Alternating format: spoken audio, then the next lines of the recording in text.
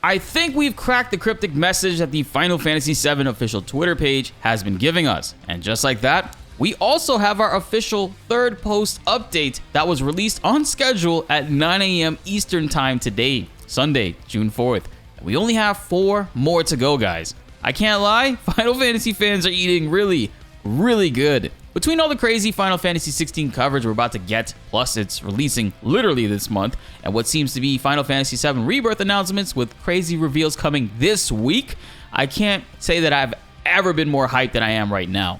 For all the latest, be sure to hit that subscribe button and notification bell so you don't miss out on any of this, and help raise this 12% even higher. Now with that being said, let's get into the video.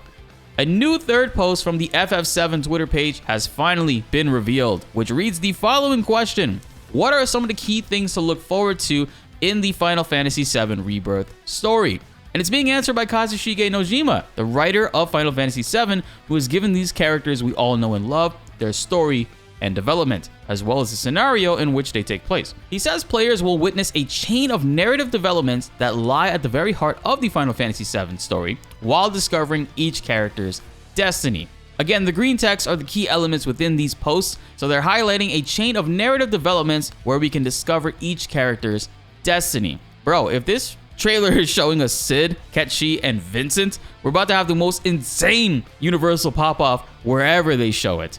But since the end of Final Fantasy VII Remake, if you remember, we essentially defeated fate, if you will. We more than likely will be seeing changes, of course, due to there being no more whispers essentially controlling what happens in these timelines, and overall in the new story. We're gonna get to discover each character's destiny or new destiny, which can and most likely will vary from what we know in the original.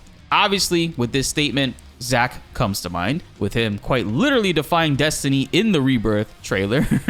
But overall, it's going to affect every character that we know and love, including the villains of the story. I don't know to what extent this will be changing up the story. It's obvious that things will be different, but essentially this means longtime veterans will be getting surprises as well as newcomers. This 1000% means Ketchi will take over for Cloud as the party leader.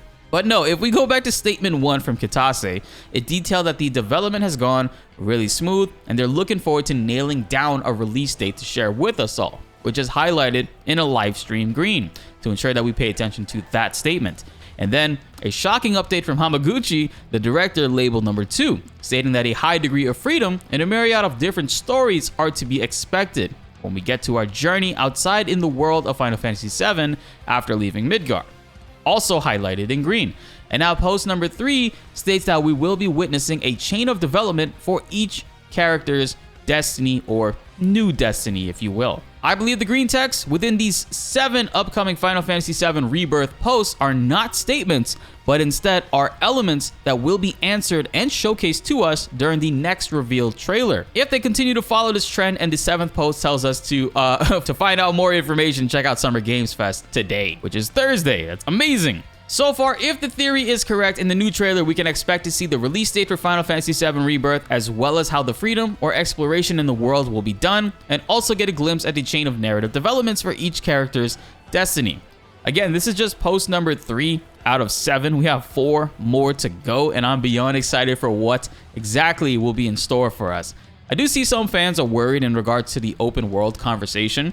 The high degree of freedom statement doesn't necessarily mean it will be open world. This could very well mean that we have an open choice for how we want to tackle the game's objectives and side missions within an open zone, if you will, while deviating from the main story mission to explore those options, which I would absolutely love, but again, we have to wait and see if that is the case. Or it could be straight up telling us that we have an open world. I will lose my mind if they actually show us the high wind. What is also very exciting about all this is from Kitase's statement last year when they revealed Rebirth. Remember, he said they are simultaneously working on Remake Part 3 while developing Part 2, Rebirth. This will reduce the amount of wait time between both titles, which is huge for Square Enix fans, and also ensures consistency all across the board because they will most likely be reusing elements within the 2 games. We're gonna have to wait and see exactly what's being presented to us this week. It's been a pleasure to honestly see these Final Fantasy VII news updates rapidly come up every day, and watching the community all join together with the same excitement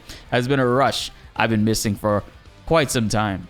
I'm both excited for Final Fantasy XVI and, of course, Final Fantasy VII Rebirth. and I hope you guys are as well. I will be doing more PlayStation 5 giveaways this month to help those on the channel finally get one so they can be ready for Final Fantasy 16. And of course, Final Fantasy 7 Rebirth. And I think we'll be making some of those entries free this time around. Be locked and loaded when it comes to Final Fantasy 7 Rebirth finally dropping. Hopefully, this release date is good news all around.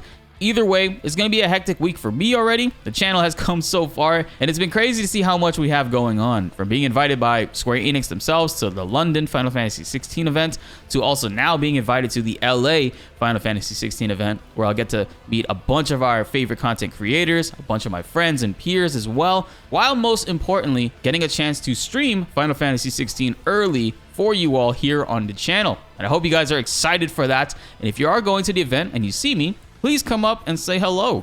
Be sure to like the video if you enjoyed and subscribe if you are new. More Final Fantasy updates are on the way and you do not want to miss them. My name is BltzZ and thanks for watching.